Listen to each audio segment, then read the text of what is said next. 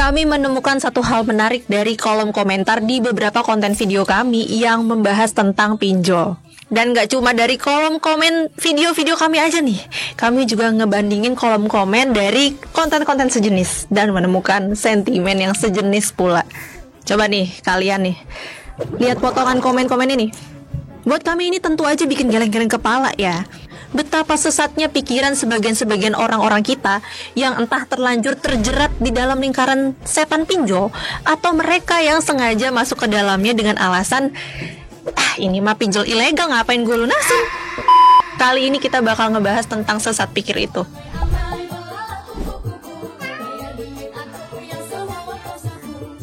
Pertama-tama kita harus pahami dulu nih, konsep pinjol itu seperti apa sih. Di sini kita belum ngebahas tentang status legalitas pinjol itu sendiri ya. Nanti aja itu belakangan. Kalian udah pasti tahu kan, pinjol itu singkatan dari pinjaman online. Seperti namanya, mereka ini memberikan layanan berupa pinjaman dana yang bisa kalian ajukan secara online. Sebenarnya layanan pinjam-meminjam dana itu kan udah ada sejak lama ya.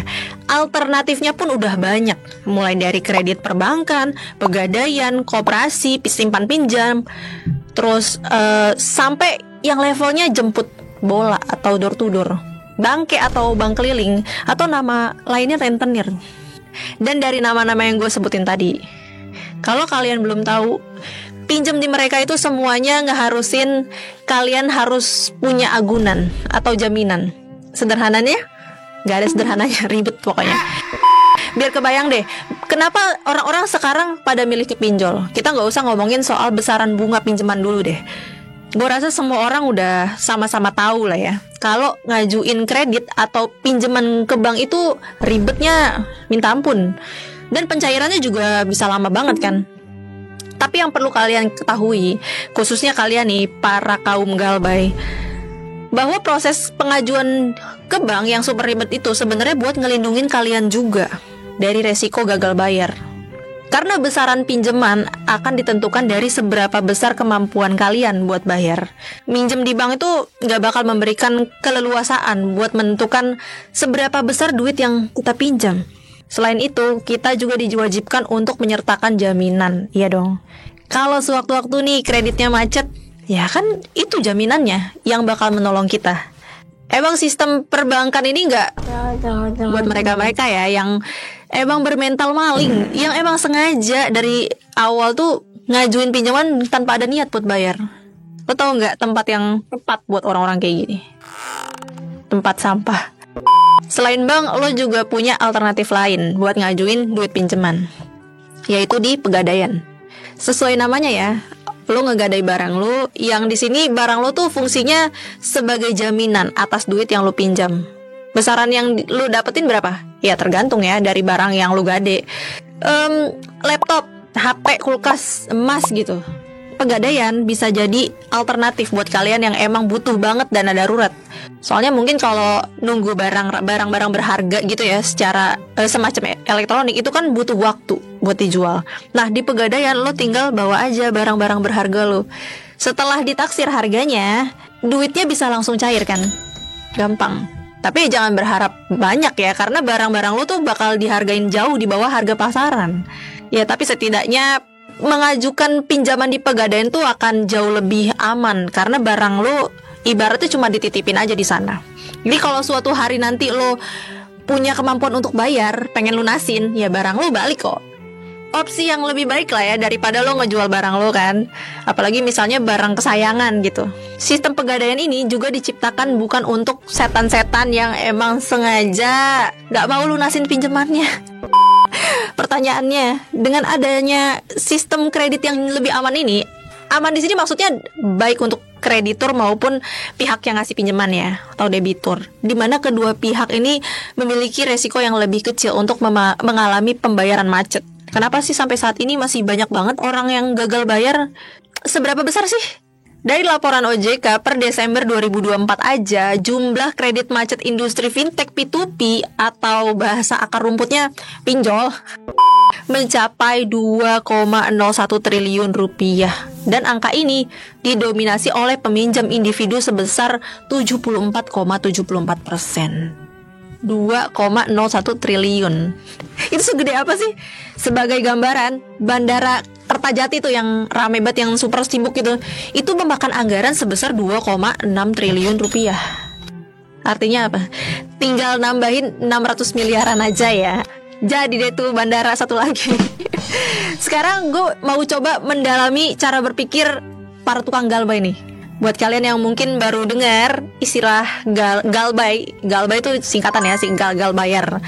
Istilah ini biasa digunakan oleh mereka-mereka yang emang dari awal niatnya minjem duit di platform pinjol itu buat nggak dibayar. Biasanya mereka nargetin pinjol ilegal buat sengaja digagal bayarin. Gue bakal ambil contoh dari 2 sumber nih. Dari kolom komentar di video kami yang lama ini, dan juga dari salah satu grup Facebook ini. Gue bakal tampilin komen-komen dari video e-commerce juga dari yang dulu-dulu. Kalian bisa post dulu biar baca satu persatu. Nah, udah lihat kan? Nah, sekarang kemungkinan orang yang nonton video ini berasal dari 2 kalangan. Yang pertama, orang yang kebetulan nonton video ini gara-gara thumbnailnya.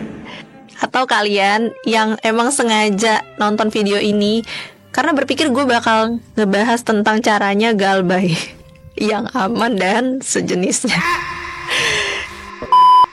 FYI ya, ketika kami ngelihat ketertarikan penonton di channel ini, jujur aja kami kaget ya, karena walaupun channel ini tuh banyak ngebahas tentang dunia kerja dan tech startup, tapi ternyata sebagian besar audiensnya adalah orang-orang yang juga nonton channel yang ngajarin gimana caranya galbay, pinjol yang aman, dan lain-lain sebagainya. Pokoknya yang pinjol lagi. Sangat mind-blowing sekali. Artinya udah jelas ya bahwa video ini sengaja kami buat untuk kalian yang sehari-hari rela ngabisin waktu dan kuota internet buat sekedar nyari tahu tips dan trik biar bisa minjem duit atau ngutang tanpa harus pusing dengan kewajiban membayar utang. Gue gak tahu alasan kalian buat galbay apalagi diniatkan dari awal untuk sengaja gagal bayar itu kenapa? Tapi berdasarkan informasi dan gue dan tim e-commerce dapatin, gue coba rangkum ya di sini. Pertama, dari AFPI. Kurangnya kemampuan untuk mengelola keuangan, minimnya literasi antara pinjol legal dan ilegal, sampai males buat baca syarat ketentuan, sampai akhirnya gampang banget giur sama iming-iming bunga ringan, cepet cair, tanpa agunan, dan lain-lain ya. Yang adalah syarat utama biar lo terjebak lingkaran setan, gali lubang tutup lubang. Kurang kemampuan mengelola keuangan di sini nggak ada kaitannya sama besar kecil penghasilan kalian ya. Pokoknya mau penghasilan lo 1 juta kek, 5 juta kek, 20 juta sekalipun, kalau emang nggak punya kemampuan untuk mengelola keuangan ya sama aja. Mengelola keuangan beda ya sama besar kecilnya pengeluaran. Mengelola tuh artinya mengatur dan menyesuaikan bagaimana biar seimbang gitu pengeluaran lo. Lebih bagus lagi kalau nggak lebih besar pasak daripada tiang gitu. Makanya karena minimnya kemampuan untuk mengelola keuangan itu, ditambah ketidakmampuan ngebedain antara pinjol legal sama ilegal, apalagi males lagi baca syarat ketentuan tadi kan, akhirnya bikin lo gampang buat kemakan tayuan pinjol-pinjol yang menjanjikan bunga rendah dan sebagainya itu kan. Kalau lo adalah si tukang galbay dan masih bertahan nonton sampai detik ini, gue ucapin selamat. Dan semoga utang-utang lo bisa cepat selesai ya, karena gue bakal paparin data-data selanjutnya. Dari riset No Limit Indonesia yang disadur dari halaman Databox, data ini memberikan validasi atas poin-poin yang gue sebutin tadi, berdasarkan temuan dari AFPI sebelumnya. Pada September hingga November 2021, No Limit Indonesia menangkap percakapan di sosmed menggunakan kata kunci pinjol, pinjaman online, dan sejenisnya untuk menemukan alasan kenapa orang-orang memilih menggunakan jasa pinjol. Data ini emang 4 tahun yang lalu ya, tapi ya masih valid lah kalau kita tarik ke hari ini, tahun 2025. Bahwa dari 135.681 percakapan yang berhasil mereka rekam, posisi 1 alasan kenapa orang memilih jalur pinjol adalah buat nutupin utang lain, alias gali lubang tutup lubang. Posisi kedua dengan alasan ekonomi lemah. Posisi ketiga dilatari karena kemakan janji pencairan cepat. Gue rasa udah cukup ya baca data-datanya. Sekarang kita balik lagi ke komen yang sempat gue tampilin tadi. Gue coba tarik benang merahnya nih. Mereka yang berusaha mati-matian buat nyari informasi seputar pinjol yang aman gitu buat Galbay, itu gak sadar kalau mereka sedang berlari di sebuah lingkaran setan.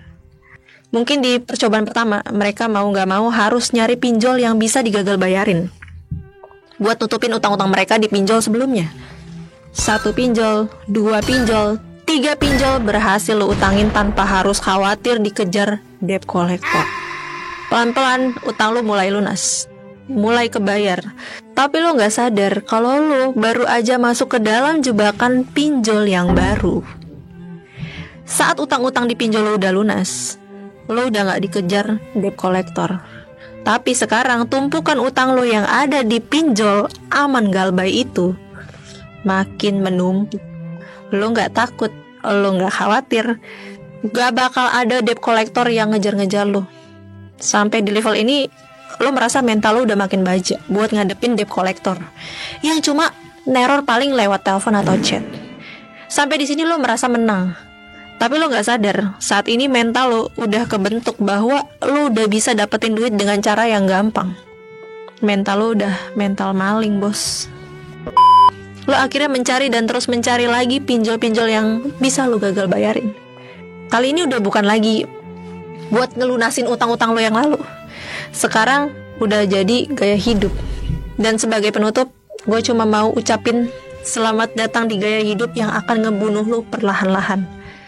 Hentikan kebiasaan ini atau kebiasaan ini yang bakal menghentikan lo.